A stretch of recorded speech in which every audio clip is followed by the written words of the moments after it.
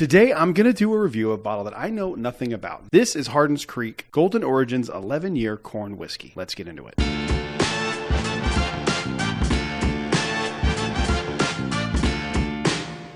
Hello everyone, welcome back to Brad's Bourbon Reviews. I'm Brad, and today we're going to do a fresh crack on this bottle here. By the way, this packaging is fantastic. So, the little bit I do know about this is a corn whiskey from Jim Beam. This is a distillery exclusive. My friend and patron Chris grabbed this for me to do a review of while he was there. I wasn't sure if I wanted one on my own or not, and he was like, I'm just going to grab one and you can do a review if you want. And I was like, dude, you're the fucking man. Appreciate it. So, I don't know much about this. I just know that Jim Beam last year in 2024 really impressed me. So we will see if this is any good. This is a corn whiskey, not a bourbon, that comes in at 106 proof. So the only distinction that I can think of that would make it a corn whiskey over a bourbon would be it would be aged in a used oak barrel, I think. Again, I didn't do any research about this. So this little thing comes with a little book here. I'm actually going to read from this because I think it's a pretty cool. This says The Story of Golden Origins 2024-01. So I'm guessing this is batch 1. But this says, the heart of Kentucky, celebrating the past while foraging forward to define American whiskey's tomorrow. It started at the creek, and it started with corn,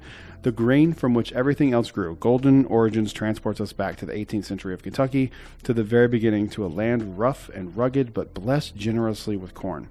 To plains which with this is very small writing, I apologize. To plains which with raw potential. The place where the story of bourbon turned its first page. Here, corn wasn't just a crop. It was more akin to gold. Not a kernel was ever laid to waste. Whatever wasn't eaten was preserved, distilled into whiskey, and then that precious liquid was drunk, bartered, or sold. Kentucky's origins were founded on and fueled by the humble corn grain and the golden whiskey that came from it.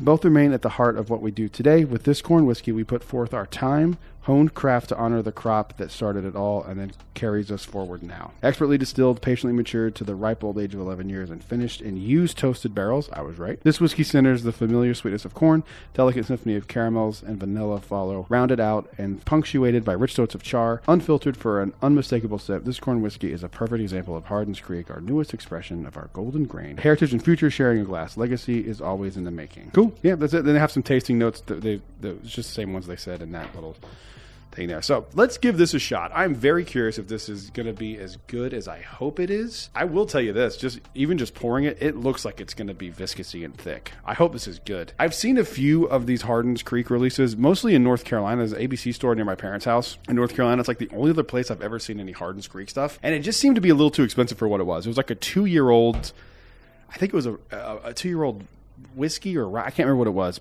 and it was like $80. I'm like, I'm not paying $80 for a 2-year-old whiskey, but 11 years, I think this was like 120, something like that. Chris, comment down below if you're watching, or I'll put it in the video edit here. So it costs that much. Let's give it a nosing. Let's see how we feel. Oh yeah, vanilla all day. And it is, there is a char note on there. I know it says that, but there is like a definitive char note in here. That is kind of shocking that you would get that in a used barrel that sat there for 11 years. It does have that like soggy oak smell that I love in aged whiskey. And usually you don't start to see that, at least on my palate, until like the 10, 12 year. So makes sense why it's here. It smells really, really nice. Very caramel forward too. Did it say caramel or just vanilla? Because if it doesn't say caramel, that would surprise the hell out of me. It says it's on the palate, but I get it on the nose too. All right, let's give it a mouthing. Let's see how we feel. Oh, buddy. Oh, Chris, I fucked up. I need one of these. Holy crap, that's good. That does not drink 106 proof. You can feel it on your chest, but like in the palate, that does not taste like 106 proof. This is real good. That mouthfeel is like really solid on that. I wish I'd have gotten one of these. I do think it would be better at a higher proof. I think it would, if it was like 115, maybe like even a 120, this would be crazy special. And I'm kind of just basing that on like on the mouthfeel. Those sweet oaky notes are beautiful. Huh. I didn't know corn whiskey could be that good. That's impressive. I don't know if it's worth that much, but it is a really good bottle. If this was like a $60, $70, $80 bottle, I would be all down on this, but the availability of this only in Kentucky, I think, is kind of a cool thing. I like that distilleries have distillery-only releases that they offer. I think it's really cool. It gives you a reason to go to the distillery and get a bottle from the distillery itself. So that's really good. I don't know if it's a must-buy or anything like that. What would I rate it out of 10? I think it's really good. I mean, I don't think we're in the 8 conversation, but I think we're like in the high 7s. I'd give it like a 7.7. I think it's a fair first review of this for me in 2025. So first review I've done in 2025, recording in 2025. So yeah, we're off to a good start, man. We're off to a good start. That's pretty solid. So thank you again to Chris for letting me review this. I appreciate it very, very much. And you're the man. And you know I love you. That's the end of the video. Thank you guys for watching. Comment down below. Let me know if you guys had even heard of the Hardin's Creek line. I know it's kind of not like a widely talked about thing. So let me know if you've even heard of it. Let me know if it was on your radar. Let me know if you've tried this, and if you have, what do you think? I will see you guys on the next one. Until then, cheers. A big thank you to all the Patreon supporters you see on screen right now.